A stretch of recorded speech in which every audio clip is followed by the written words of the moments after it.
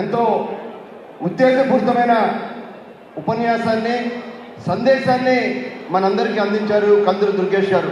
నిజంగా కందులు దుర్గేష్ గారు ఒక కార్యకర్తగా ఆ రోజుల్లో రాజమండ్రిలో తూర్పుగోదావరి జిల్లాలో మరి ప్రతి ఒక్కరితో కూడా మంచిగా ఉంటూ సామాన్యులతో కూడా చక్కగా మాట్లాడుతూ మరి పైకి వచ్చిన మనిషి. మనం కూడా అదే విధంగా ఒక కార్పొరేటర్గా ఒక కౌన్సిలర్గా గెలిచి అందరి మనసుల్లో నాటుకుపోయేలాగా మనం ముందుకు వెళ్దాం.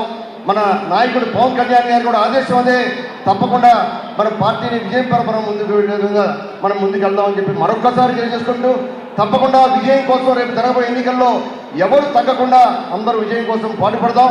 నేను కూడా ఒకప్పుడు మీ ముందు కూర్చున్న వారిలాగా నేను కూడా ఒక మున్సిపాలిటీ కౌన్సిలర్గా పోటీ చేసి గెలిచి ఆ తర్వాత 3 సార్లు శాసనసభ్యుడిగా అయ్యాను. మనం ఓడినా గెలిచినా ప్రజల మధ్య ఉంటే మనకెప్పుడు ఎదురుండదు.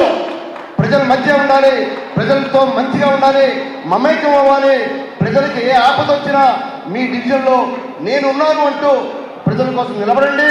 ఆ తర్వాత ప్రజలే మీ వెంట ఉంటారని చెప్పి కూడా తెలియజేసుకుంటూ, ఈ సమావేశానికి మనందరికీ ముఖ్య నాయకులుగా ముఖ్య అతిథిగా విచ్చేసిన పిఎస్సి చైర్మన్ పౌర సరఫరాల శాఖ మంత్రులు పెద్దలు శ్రీ నాదెండ్ల మనోహర్ గారిని మనందరికీ సందేశాలు ఇవ్వాల్సిందిగా కోరుతున్నాం.